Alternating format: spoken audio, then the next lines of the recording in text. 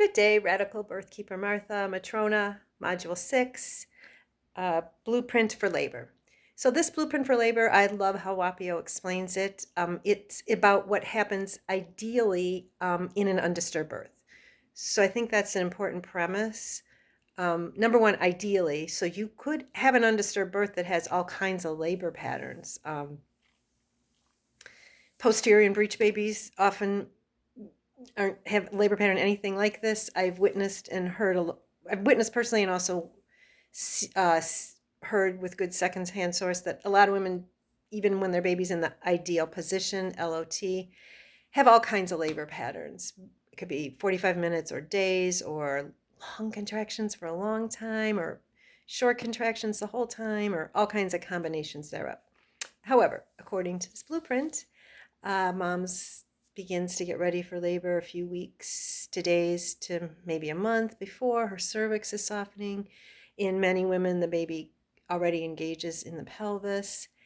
And then when labor starts, it starts out, usually the labor pattern is such that the contractions are not as strong, and they will get stronger and closer together for most of the labor. And so the beginning part of that labor is here's baby's head, descend, flex, descend, flex, descend, flex. And then at some point, ideally, line up, headed for that LOA position.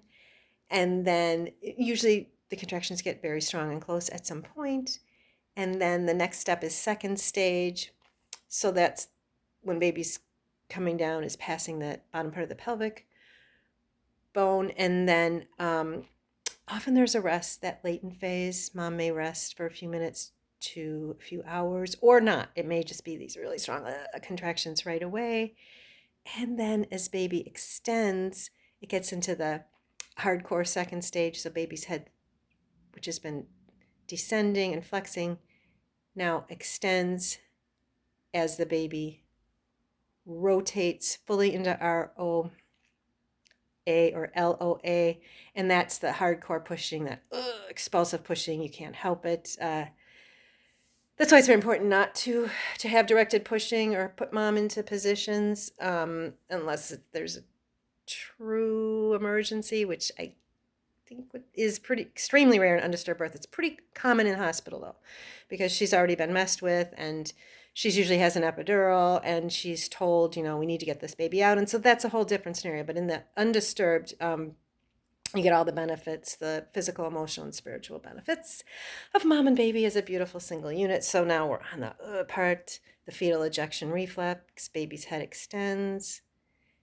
Baby's head crowns. That could last maybe a few minutes to a few hours. It's usually quicker. And then baby's head starts to come out.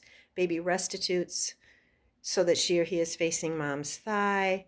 And then the head is born.